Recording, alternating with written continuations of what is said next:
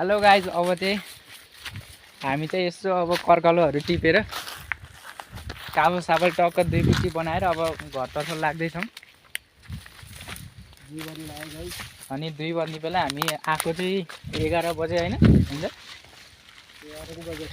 11 बजे त्यस्तै 10:30 त्यही भए चाहिँ अब यसो उकालो लाग्नु लागेको। गोठालाहरू पनि गइसकेछ, छैनन् है, गइसकेछ। अब भोक पनि यसो लागेछ, त्यही भएर हामी बिस्तारै उकालो लाग्दैछौँ। यतातिर खोला पनि खत्रै छ फेरि।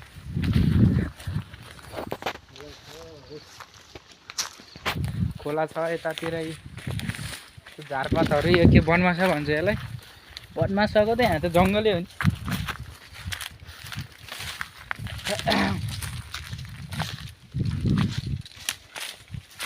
अन्त बिस्तारै उकालो लाग्दैछौँ। हात गोडा त लास्टै छिया भयो है।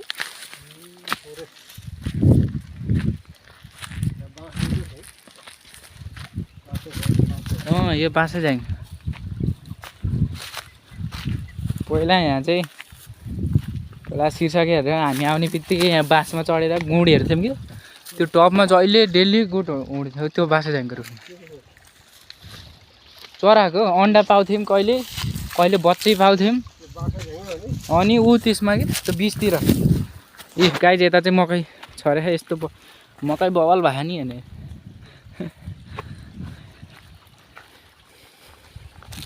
अब बिस्तारै उकालो लाग्दैछौँ। थकै लाग्ने कि उकालो चढ्ने बित्तिकै।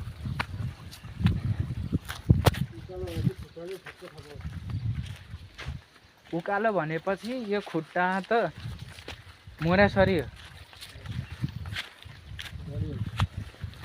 गाई जलुको यसो है, मासुभन्दा पनि यसलाई महँगोको रूपमा चाहिँ चिनिने गरिन्छ।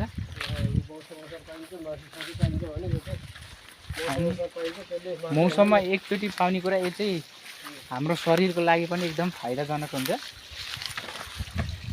र यो मासुको भन्दा पनि बढी मूल्यमा पनि बिक्री गर्न सकिन्छ। तर यो सितिमिति चाहिँ धेरै जसो गरेर चाहिँ खोलामा पाइन्छ होइन गाइस।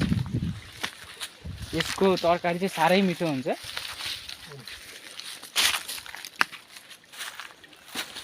हाम्रो दाइलाई पनि लास्टै मनपर्छ यो तरकारी चाहिँ, त्यही भएर यसो मसँग चाहिँ यहाँ खोलामा खोज्न आउनु भएको हो। विशेष गरी त म अब काफल खाने भनेर योजना बनाएर आएको। अब दाइ मकै गर्दै हुनुहुन्थ्यो, छ्यास भेटियो। यो ऐँसेल देख्न सक्नुहुन्छ गाई चाहिँ थुप्रो छ कि, कति खाने ऐँसेल। आउनुहोस् है गाई, सम्पर्क गर्नुहोस्। हामी अरूमा पैसामा किनेर खुवाउँछौँ भने हामी फ्रीमा खुवाउँछौँ होइन त। आउनुहोस्, ताजा भर्खर बोटको रसिलो मिठास हुन्छ। कम खायो त दाइ हामीले आज 1 प्लास्टी लगभग भ्याइ होला। अब यसलाई टक्क गयो जलुकोलाई, बेलुकाको छाक। तर 2-3 छाक हुन्छ यता है, धेरै छ। गाई चाहिँ गोठाला यतातिर बाख्रा कराइराख। यसो हामी बिस्तारै उकालो लाग्दैछौँ। हाम्रो दाइ पनि उकालो लाग्दै हुनुहुन्छ। करिब हामी चाहिँ लगभग मूलपानी, यसलाई छलछल धारा भनेर पनि चिनिने गरिन्छ। यो माथिको धारालाई चाहिँ लगभग धारा आउनु लागिसक्यो।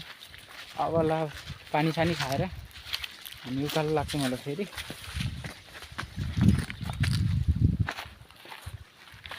गाई बाख्राहरू छ यता।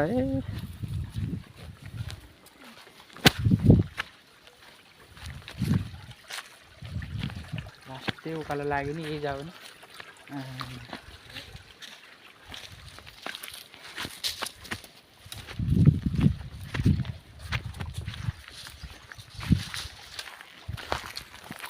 यता नि खोला छ नि। अब लु मासतिर पुग्नु पर्छ। धारा चाहिँ उहाँ माथि सकाइ देख्न सक्नुहुन्छ। लगभग यहाँबाट हेर्दा चाहिँ एउटा पाहाडै माथि उक्लिनु पर्छ जस्तो लाग्छ, तर जाने बेला चाहिँ सजिलै नजिकै हो।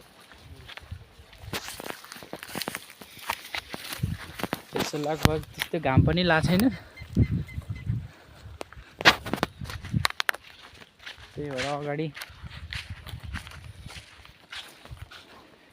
हेर्नु कस्तो फुटबल चौर जस्तो कि अन्त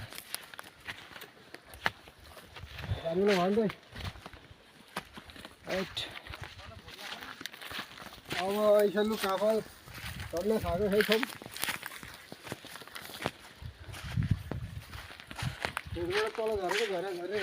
अन्तिममा चाहिँ काफल खत्रै पाइयो कि है,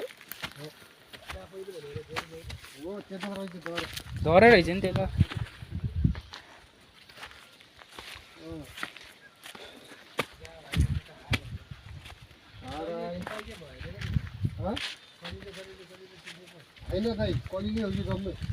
कलिलो खत्रै छ, ए सब गाभा यो।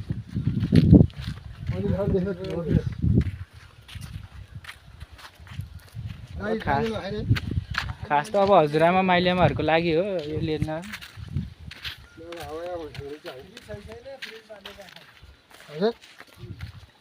फ्रिज त छैन, चल्छ यदि सबै त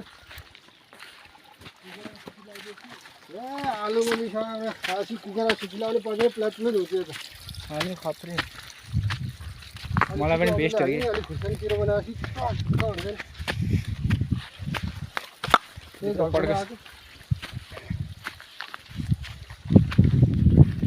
करिब करिब हामी धाराको नजिक आइयो। गाई देख्न सक्नुहुन्छ, यहाँको पानी चाहिँ साह्रै मिठो छ। फेरि यो मूलकै पानी हो होइन।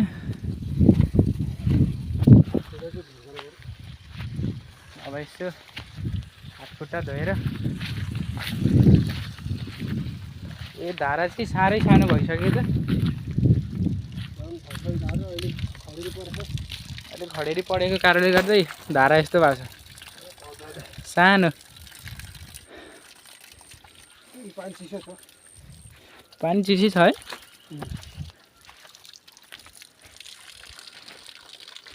ल फेरि भेटौँला गाइस।